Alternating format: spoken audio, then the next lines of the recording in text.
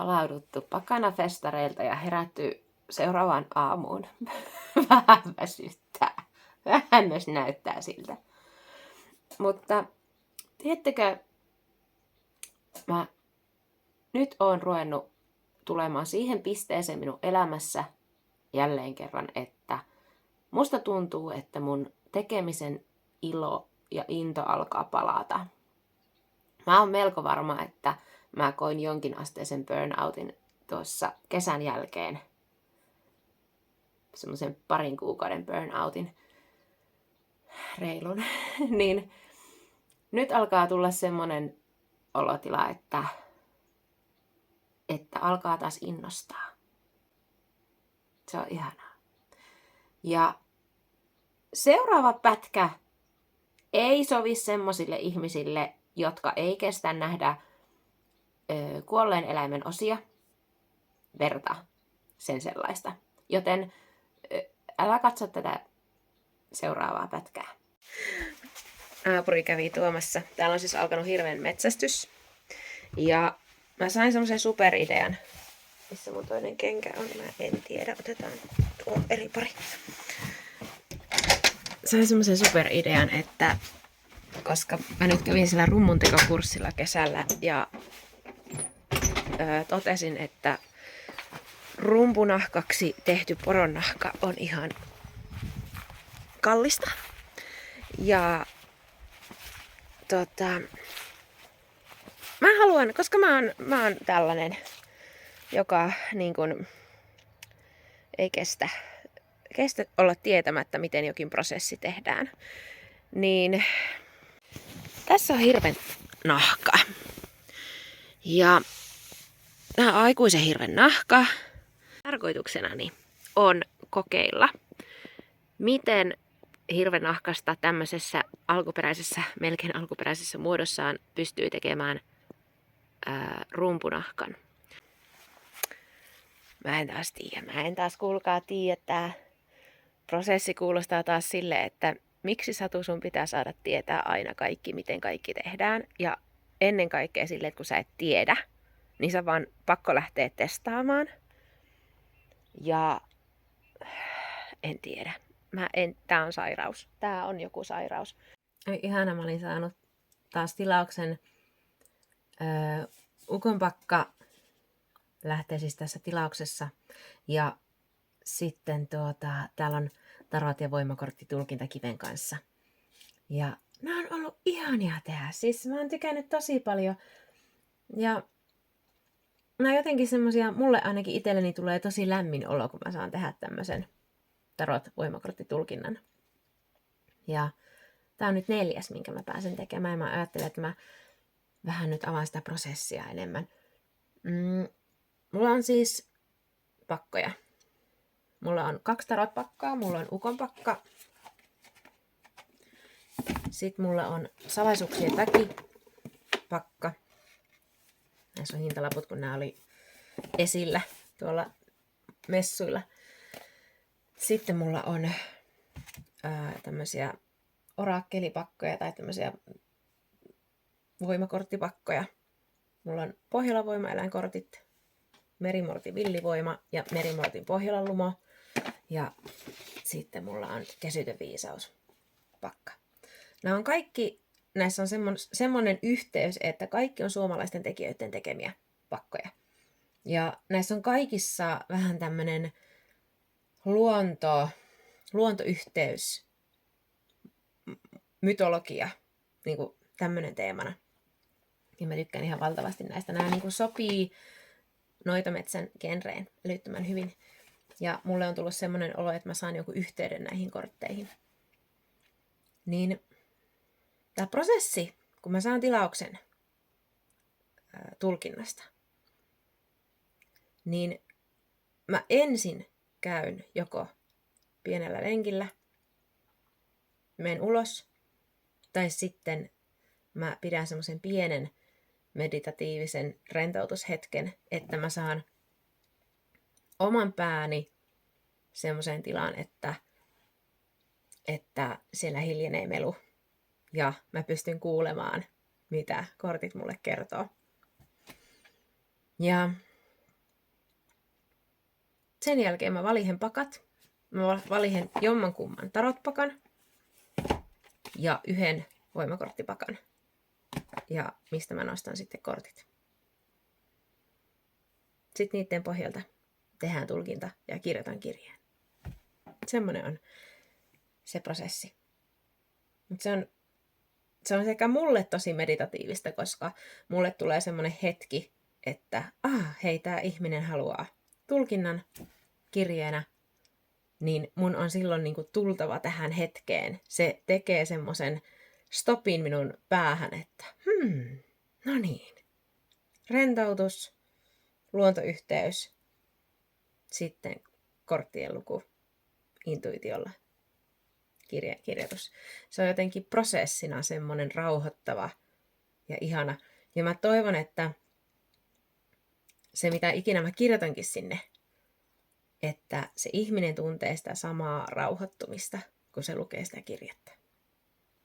Näin mä ainakin toivon. Tervetuloa minun nahanmuokkaustyömaalleni.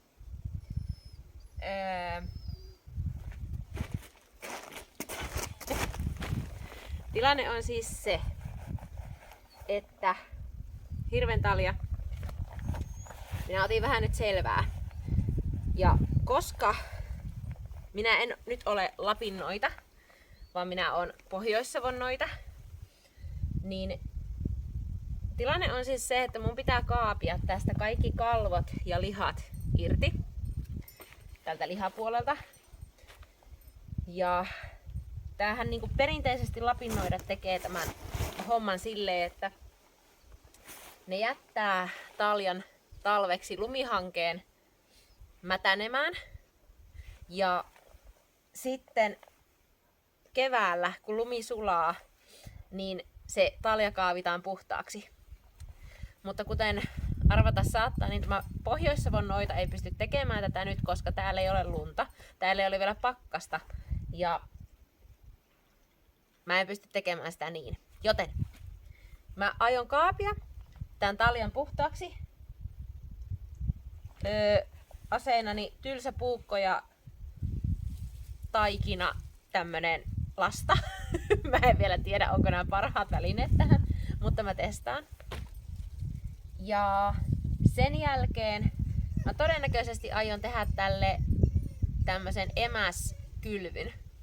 Et se on 2-3 päivää semmosessa todella vahvasti emäksisessä kylvyssä, jonka pitäisi irrottaa tää karva. Että mä saisin kaavittua sen karvankin sitten puhtaaksi, jonka jälkeen mä voisin pingottaa tämän kuivumaan. Ja en todellakaan vielä tiedä, että sen pitäisi antaa kuivua silleen suhteellisen lämpimässä, että se niin kuin lapinnoidat kuivattaa sen ulkona kesällä auringon paahteessa. Ja koska nyt ei ole se mahdollista, niin mä en tiedä, että missä tämä tulee kuivumaan. Että toivottavasti ei minun niin keskellä keittiön lattiaa. Mutta let's see. Aivan voin jo nyt sanoa, että hommanahan tämä on aivan hirveä. Tuntuu, että voi olla, että mä joudun kohta googlettamaan myös, että miten ihmiset tätä oikeasti tekee. Koska tää on aika tiukasti kiinni tässä nahkassa tämä kalvo. Joo, ei tämä yhteen iltaan valmistu, voin kertoa. Ja täytyy ehkä kokeilla vähän eri välineitä myös. Joo, kyllä mä jotenkin luulen, että tähän on joku helpompikin tapa. Pitääkö jatkaa vähän googlettelua, koska tää on aikuisen hirven talja. Tässä on ihan hirveä työmaa. Jatkan googlettelua. Mä googletin ja mulla on vääränlaiset työolosuhteet. Tää pitäisi tehdä pyöreän tukin päällä, johon sen nahkan saisi levitettyä. Sitten mulla pitäisi olla semmonen tylsä niinku kuorima, niinku semmonen rauta ikään kuin, jolla sitä kaaputetaan pois. Niin sillä tavalla mä taidan yrittää löytää jostain semmoisen tukin, että mun ei tarvitsisi olla täällä niinku maassa. Mä oon nyt kokeillut erinäisiä juttuja.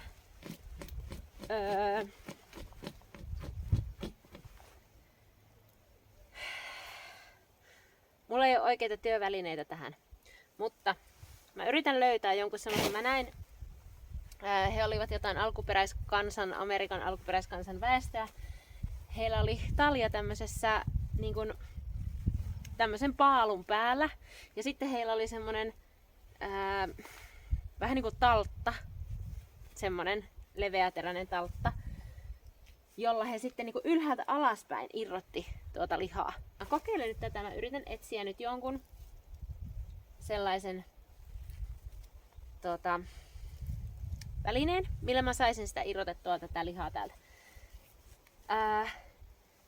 Kaikista ällöttävintä tässä nahkassa on se, ei nämä lihanroippeet ja muut, eikä se, että tää on jonkun aikaa ollut että tää olisi pitänyt heti tehdä tämä homma. Mutta se, että tässä on hirvikärpäsiä. Minä oletan, että ne on hirvikärpäsiä, koska ne näyttää ihan erilaiselle, koska ne on todennäköisesti niitä hirvikärpäsiä, mitkä on muninut tuonne karvan sekaan. Ja ne ovat vielä elossa. Yksi sellainen kipitti minun niskassani tänään. Kaikista ällöttävin asia tässä hommassa. Nyt löytyi työasento. Ainut vaan, että mun pitää fiksata tätä, koska mulla on nyt täällä penkki alla. Sitten mulla on tämmönen pölkky tässä päällä. Niin siis tää... siinä tuli vastaan. Täältä. Niin tää oikeesti... Tää lähtee niinku pois tällä. Tää on ollut ihan toivotonta kaikilla muilla keinoilla. Niin tämä... Kun katselin noita videoita tästä tämmöistä perinteisemmistä nahan käsittelymuodoista, niin siellä nousi hyvin tärkeäksi se, että mikä sun intentio on silloin, kun sä käsittelet nahkaa, niin se intentio tulee olemaan rummussa.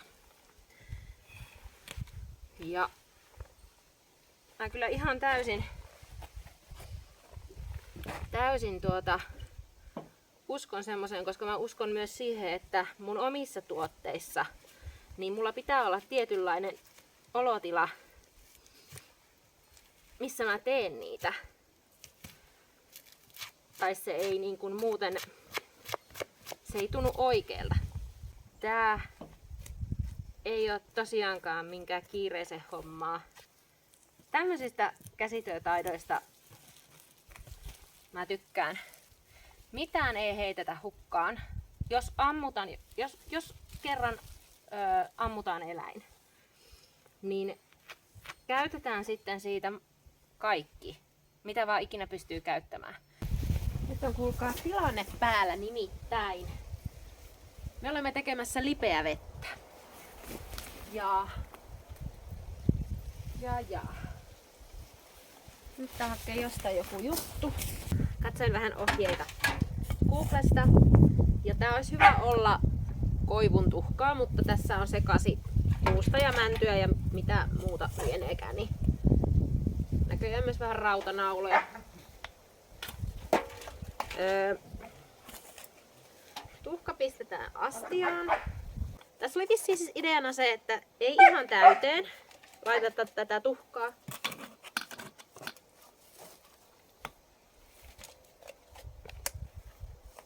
Vaan en löytänyt siis niinku ohjemääriä, mutta mä laitan nyt tommosen 3/4, varsinkin koska tämä on kastunutta tuhkaa jo. 3/4 sankollista. Sitten tähän kaavetaan kiehuvaa vettä päälle. Ei.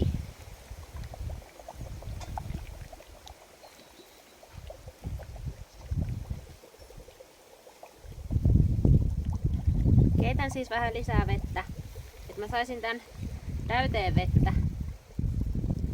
Kun mulla on muuten reikää tässä sankopohjassa. Ei oo. Niin ideana on se, että tässä sekoitetaan ja sitten tän annetaan olla vuorokausi, niin se kirkas vesi, mikä nousee pinnalle, niin se on lipeä vettä. ja tuhka jää tonne alas. Niin vielä ehkä kattilallinen tähän vettä. Mulla on täällä tämmönen astia. Tämmönen istuma-allas, jossa on vettä. Mä aion upottaa ton nahan tänne. Ja sit kun se lipeä vesi on tapahtunut, niin sit mä lisään sen lipeän tänne sekaan. Ja annan sen nahan olla siellä. Niin yritetään saada sitä karvaa irti.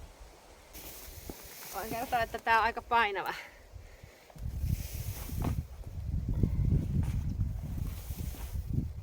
Ja ihan mä en kaikkea siitä saanut vielä irti, mutta mä katsoin semmosen videon, missä se ensin liotettiin ja sen jälkeen se nainen rapsutteli sen myös tämän lihapuolen. Elikkä sillä ei pitäisi olla mitään väliä. Nyt kun te näette, että tuolla näkyy pohjalla, ei ole pesosen juttuja, tämä pitää nostaa vähän ylemmäs. Siellä näkyy siis tuhka ja pinnalla on kirkasta. Niin tämä on nyt sitä lipeä nestettä. Do not touch with bare hands. Sen pH on noin 11-14 emäksistä, eli hyvin syövyttävää. Do not touch. Don't do it. Mun täytyy sanoa, että kiitos sinä ihana ihminen, joka täällä YouTuben puolella olet. Ja kommentoit arvostavasti. Ja sillä tavalla, että mä en siis oikeasti ole ainakaan vielä onneksi saanut semmosia kommentteja, että jotka olisi semmosia ihmisarvoa tyrkkiviä. Miten se sanotaan kauniisti? Mä oon tuolla muutamassa muussa some-ympäristössä ja mun täytyy sanoa, että tää on ehdottomasti kanava, josta mä tykkään kaikista eniten, koska täällä on kaikista arvostavin kulttuuri ihmisten välisissä keskusteluissa. Mua raivostuttaa nimeltä mainitsematon videoiden jakokanava, josta mä en pidä ollenkaan. Lyhyiden videoiden jakokanava, mutta se on vähän niin kuin tuntunut siltä, että siellä on oltava, koska se on trendikkäin tällä hetkellä. Tai no ei edes ole enää tällä hetkellä, mutta siis on kuitenkin suuri kanava. Niin siellä on ihan kaikki keskustelu ja kommentointi, mitä tulee, niin ne on semmoista pikkuvittuilua. Siis semmoista ei hyvällä, niin kuin, vaan yritetään niin kuin yrittämällä kaivaa ihmisestä jotain huonoa esille ja huonoja puolia esille. Ja se on niin raskasta. Siis niin kuin, et jotenkin miten se onkin niin, miten se voi olla niin erilaista siellä kuin mitä se on esimerkiksi täällä.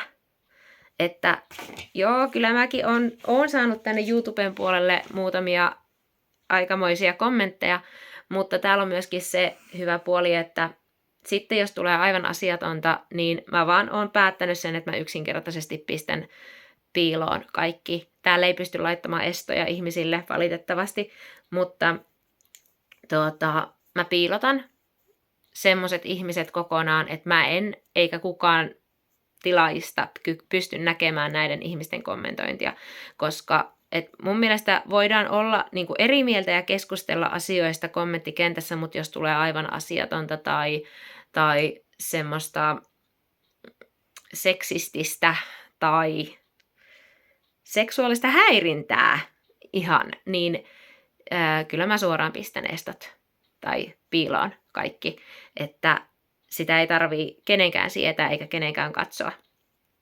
Mutta kokonaisuudessaan tämä on niin paljon ihanampi tämä YouTuben keskustelukulttuuri, että kiitos.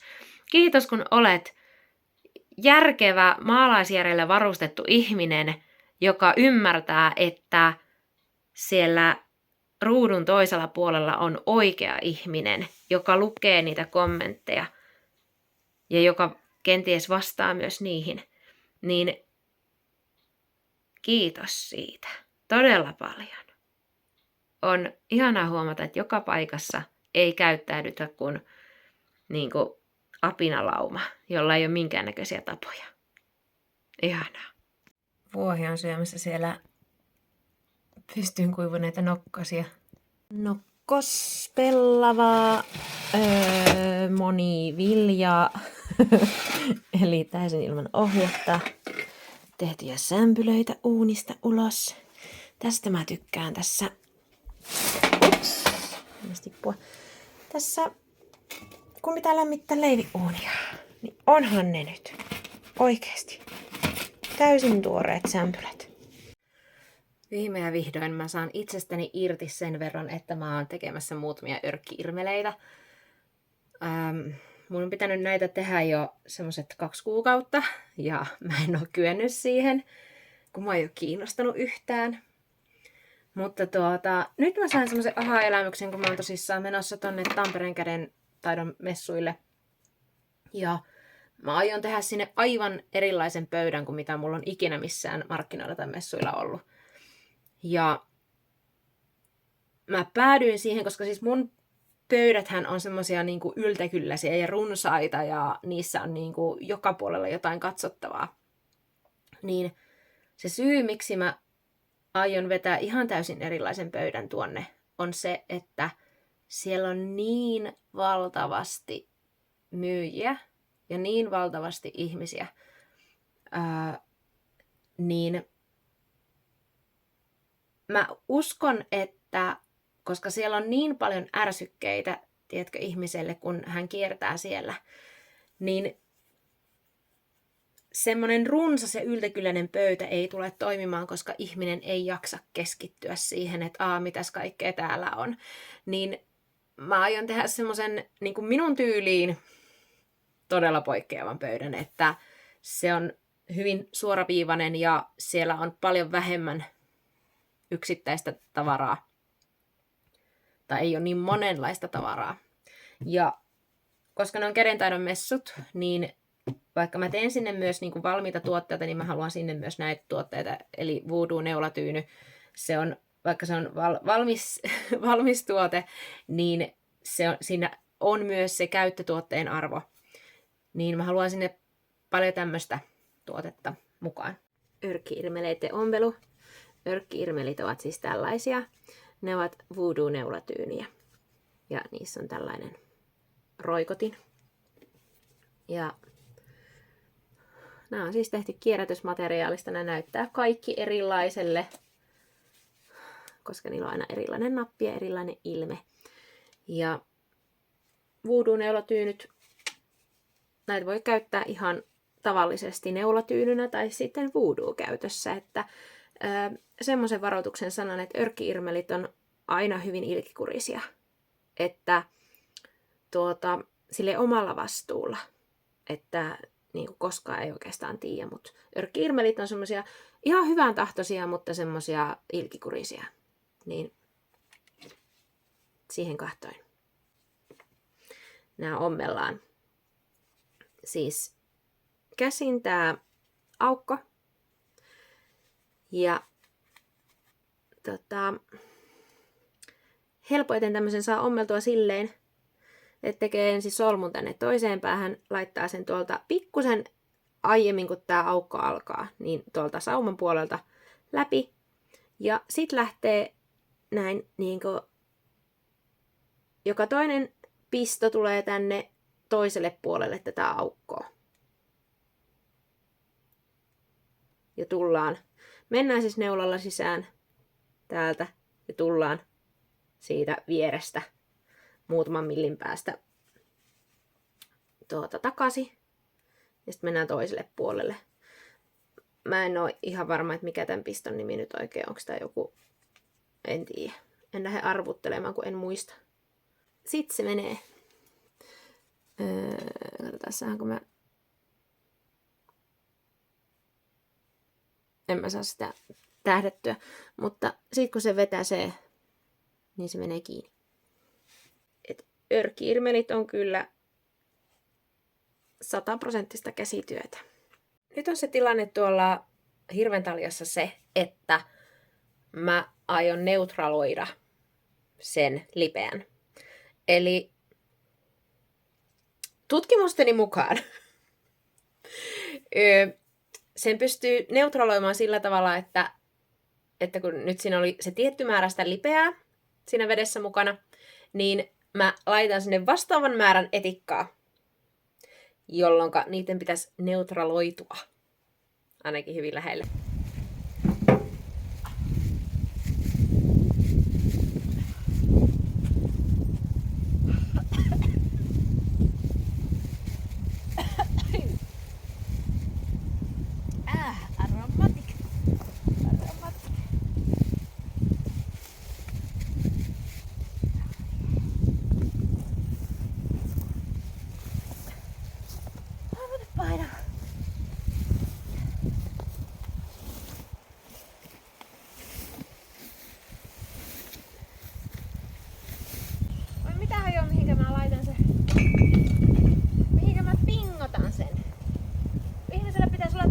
Kaikille ällöttäville asioille, mitä se haluaa tehdä elämässään.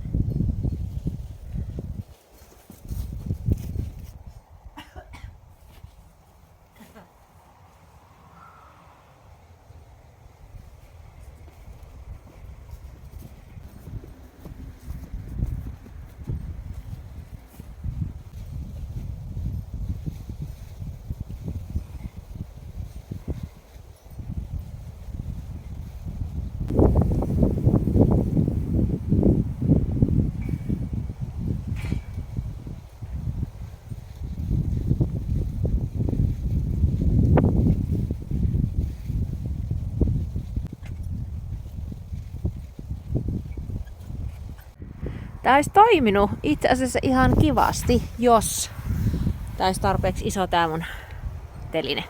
Mutta mä nyt testaan, että saaks mä tosta irti ton, siis nyt on tilanne siis se, että tää kaikki kalvo, mikä tässä on, niin tää pitää saada irti. Jotenkin se näytti kauhean helpolta siinä videossa, mutta katsotaan onko se. Ja sitten karva tuolta toiselta puolelta.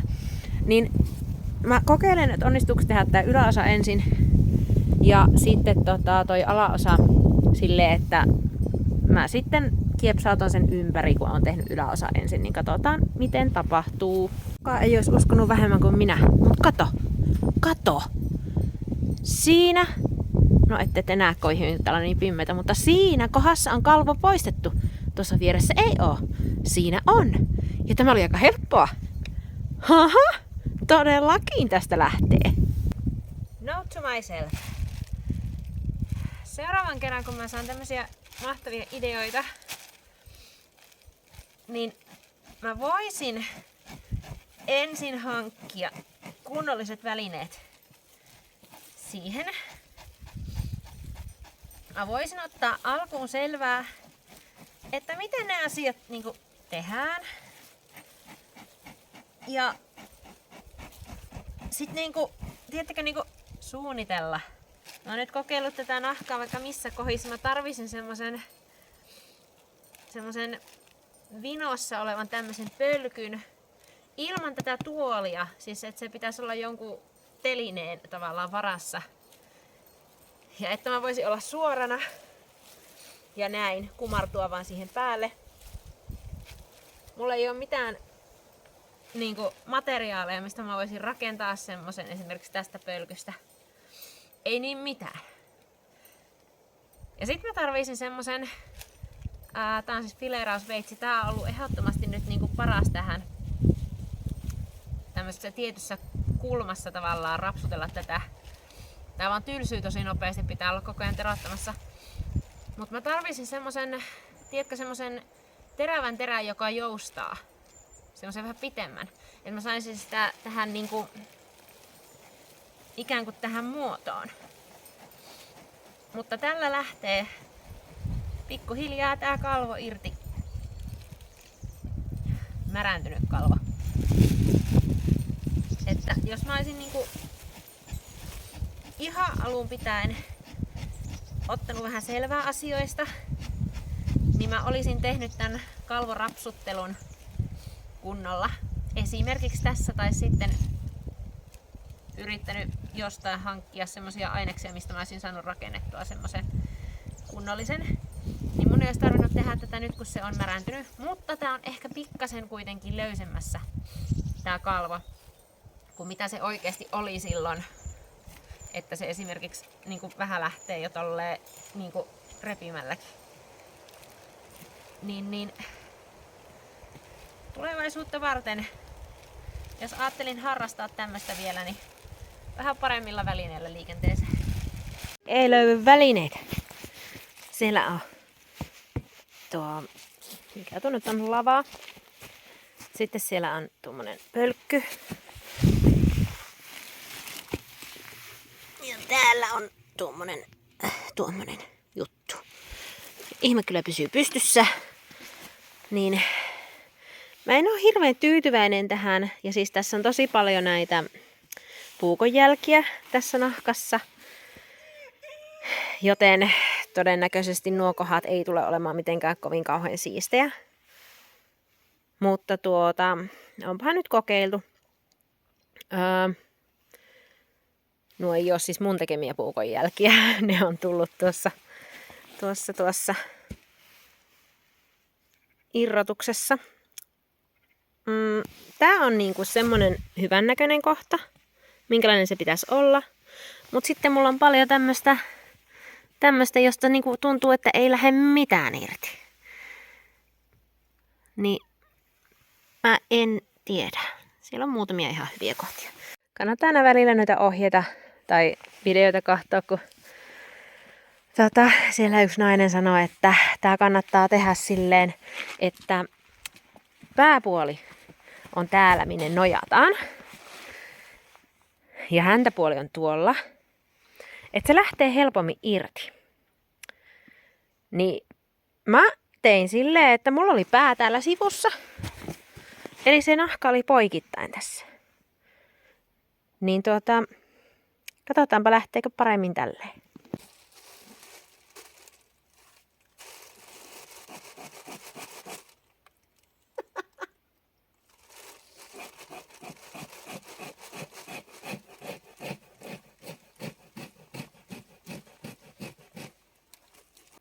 Lähtee.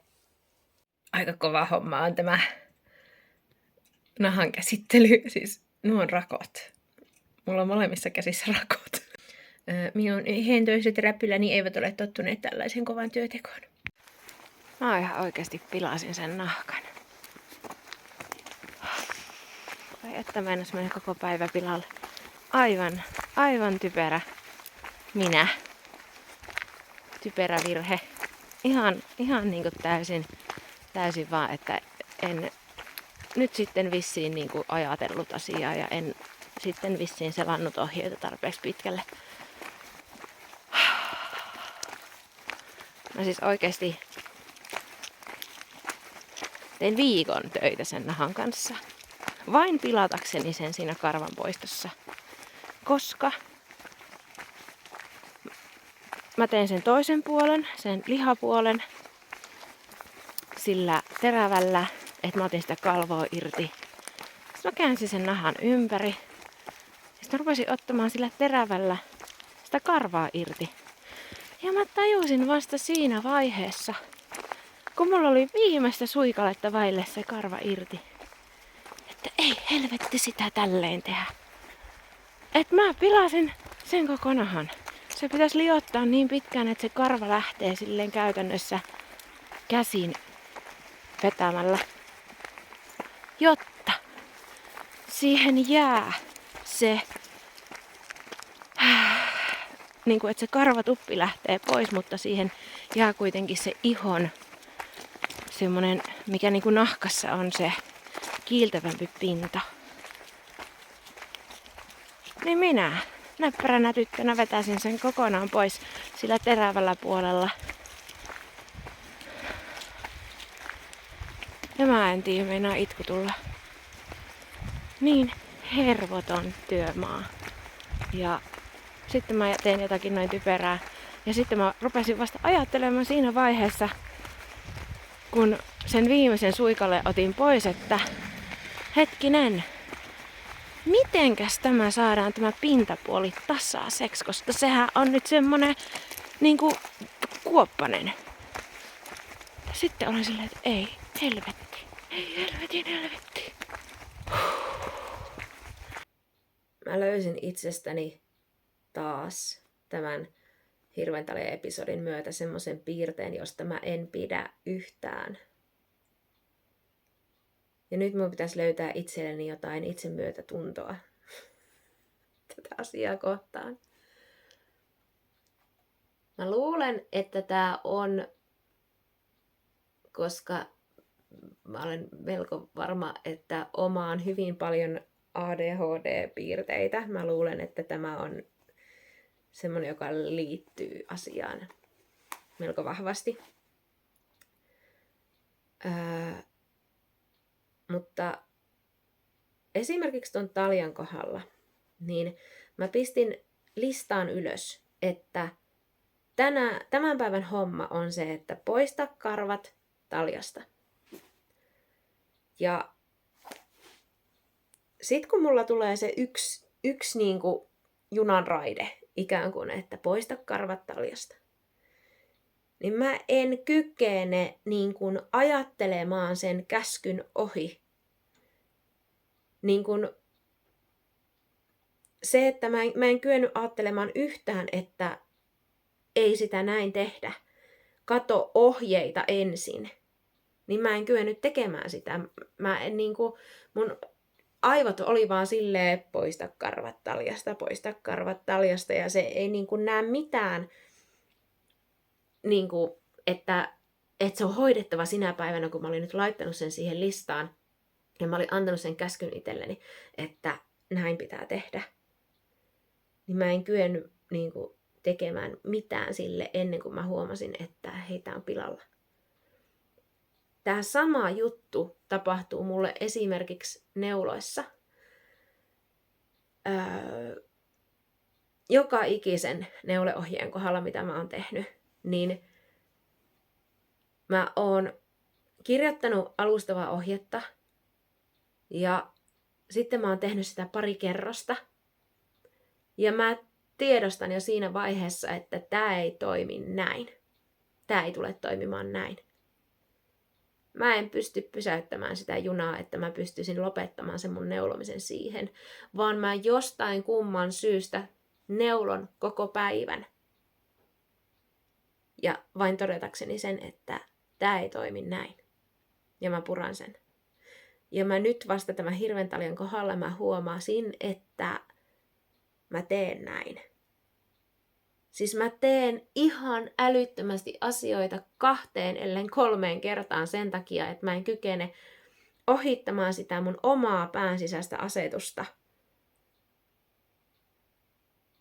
Ja esimerkiksi tuon Taljankin kohdalla, että mulla ei edes ollut vaihtoehtoja siihen, että mä olisin tehnyt sen joku toinen päivä tai seuraavana päivänä, vaan se on vaan laput silmille, poista karvat Taljasta.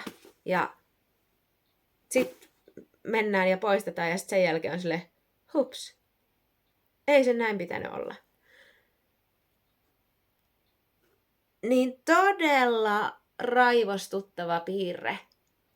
Ja todella aikaa vievä piirre. Silleen, että mä teen asioita moneen kertaan ihan vaan sen takia, että vaikka joku osa minun sisältä jo sanoo, että hei, tästä pitää muuttaa jotain, tämä ei toimi näin. Ja mä muistan, siis nyt kun mä tätä niin kun puhun ääneen, niin mä muistan ihan kouluajalta asti tämmöisiä asioita, että niin kuin ihan semmoisia pieniä asioita, mutta kuitenkin semmoisia asioita, joita mä oon vaan tehnyt sen takia, että mä en kykene, niin kun se juna on lähtenyt, niin mä oon vaan silleen goodbye. Että niin kuin, mulla ei ole niin kuin ollut asetuksissa semmoista vaihtoehtoa, että mä olisin voinut niin kuin pysäyttää sen tekemisen, antaa sille lisää aikaa ajatellakseni sitä enemmän tai etsiäkseni enemmän ohjeita, miettiäkseni, tai siis, että kun se käy kuitenkin mun päässä se ajatus, että hei, tää ei mene näin, tai tähän tarvitsisi lisää ohjeita.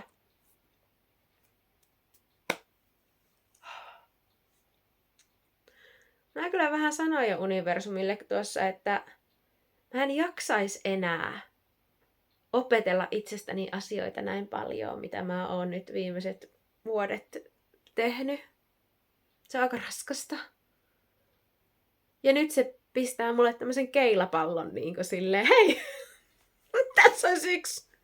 Ja mä tiedän, että jos mä pystyn handlaamaan tämmöisen asian, joka on oikeasti vaikuttanut minun elämään ihan älyttömän paljon ja todella suuresti, että jos mä kykenen tämän jälleen niin kuin taklaamaan silleen, että mä opin tunnistamaan tämän radan, mitä mun aivot menee, ja jossain vaiheessa mä oppisin pysäyttämään sen ja ohjaamaan sen eri raiteille, kenties ohjeitten pariin, niin se helpottaa minun elämää ihan valtavan paljon, että mä en vaan mene ja tee ja ole sille, oho, niin kuin yllättynyt vielä kaiken lisäksi siitä, että miten se nyt ei tälleen toiminut.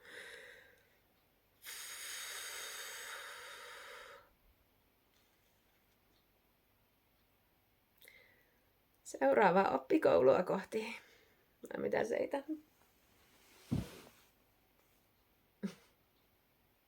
Onko äiti vähän typerä välillä? Onko? Ällöttävää on tämmönen pussailu. Ällöttävän koiran mielestä tämmönen pussailu. Se on sun nenä.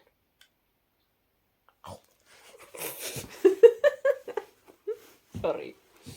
Eikä koira arvo kestä tämmöistä. Anteeksi. Niin. Hirveän ällöttävää on tuollainen toiminta koiran mielestä. Epäilyttävää ja ällöttävää. On tässä Seitan kanssa mietitty, että kaikkea se elämä aina opettaa.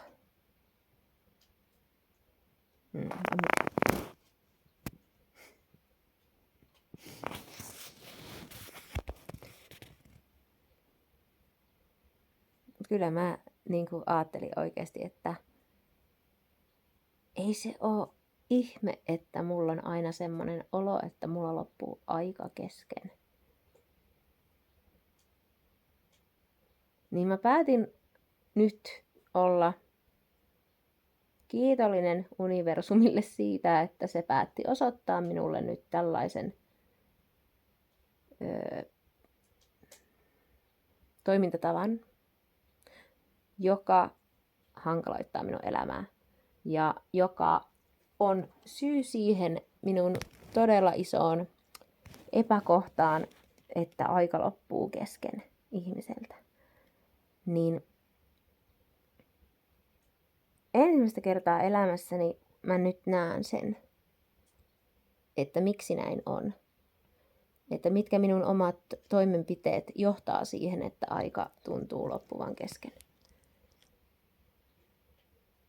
Niin silloin se tarkoittaa sitä, että mä pystyn tekemään asialle jotakin. Tai sanotaanko, että konkreettisestihan tässä nyt ei ole mitään muuta tehtävää kuin se, että kiitän itseäni aina siitä, että kun alan pakkomielteisesti toistaa jotain toimintamallia, niin jos huomaan sen, kuten nyt tuossa äsken yritin puhelun aikana etsiä mun korvakuulokkeita, jotka mä oon nähnyt viimeksi tuossa pöydällä tai laukussa, niin mä puolen tunnin ajan sen puhelun aikana seilasin eteisen ja keittiön, makuuhuoneen ja keittiön väliä. Ja mä menin pengoin ton pöydän, sen jälkeen mä menin pengoin laukun, mä taas kävelin tonne makkariin, mä tulin sieltä takaisin, mä pengoin taas sen pöydän, mä pengoin taas sen laukun, mä menin taas sinne makkariin, tulin takaisin, pengoin laukun, pengoin pöydän. Niin kun mä toistin tätä varmaan 10 kertaa sen puhelun aikana. Ja sit kun mä sanoin siitä ääneen sille kaverille siinä puhelimessa, niin mä tajusin sen, että hittolainen, että mähän teen tätä taas. Että mä saan pakkomielteisen radan mun päähän, että mä oon viimeksi nähnyt ne korvakuulokkeet joko laukussa tai pöydällä, niin mä en niin kuin päässyt siitä yli, että ne vois olla jossain muualla, vaikka mä oon tarkistanut sen laukun ja sen pöydän jo 10 kertaa ja ne ei ole siihen ilmiintynyt, niin etsin muualta. Mä en ole siis vieläkään löytänyt niitä mistään, mutta ja on ihan mielettömän hankalaa ollut se, että en palaakaan enää sinne pöydälle tai laukulle, mitkä on jo tarkistanut miljoonasti. Niin tekisi mieli mennä takaisin sinne pöydälle ja takaisin sinne laukulle, mutta nyt koska mä tajusin tämän asian, että hei, että mä teen tässä sitä ihan samaa, juna menee ja mitään en mahda, mutta nyt periaatteessa on mahtanut tälle jotakin, koska asetus siihen. Koska nyt pystyn istumaan tässä koirasylissä ja miettimään, antamaan itselleni aikaa. Mä tiedän sen, että mä en pääse tästä rauhaan, että mun pitää löytää ne korvakuulokkeet jostain. Mutta nyt mulla on semmoinen toimintasuunnitelma tähän, että mä etsin semmoisia paikkoja, missä mä en ole vielä käynyt etsimässä.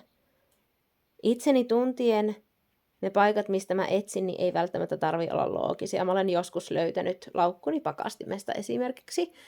Niin mitään paikkoja ei voi rajoittaa niin kuin pois tästä etsinnästä. Mutta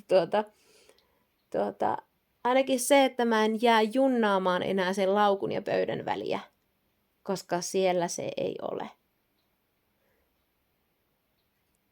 Tästä saattaa avautua ihan uudenlainen maailma.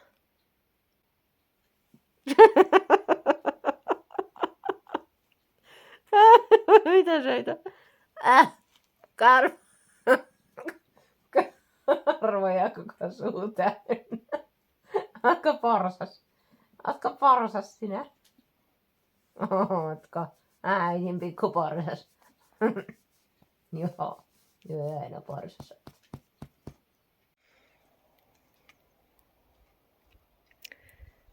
Löysin mun kuulokkeet. Ulkoa.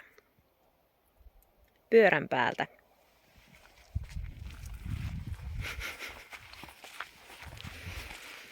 Mulla ei ole vastauksia tähän kysymykseen, että miksi. Niin, when life gives you lemons, you make lemonade. Tää on nyt se hirven nahka. Ja mä olin aika pettynyt itseeni, kun mä menin pilaamaan tämän, etten pysty tästä rumpunahkaa tekemään. Mutta ystäväni sanoi, että no ei se mitään, ei se hukkaan mene. Tee vaan siitä koiranpuruluita. Ja tää on siis nyt ollut, mä vaan heitin sen tohon aidan päälle ja tää on kuivunut. Mä seuraavaksi nytten aion pestä tämän kunnolla ja se vähän pehmenee siinä samalla, niin sitten mä leikkaan tästä semmosia sopivia suikaleita ja teen tästä puruluita koirille. On kuulkaa niinku ainakin ei ole minkäännäköisiä lisäaineita eikä muita käytetty tähän puruluuhun.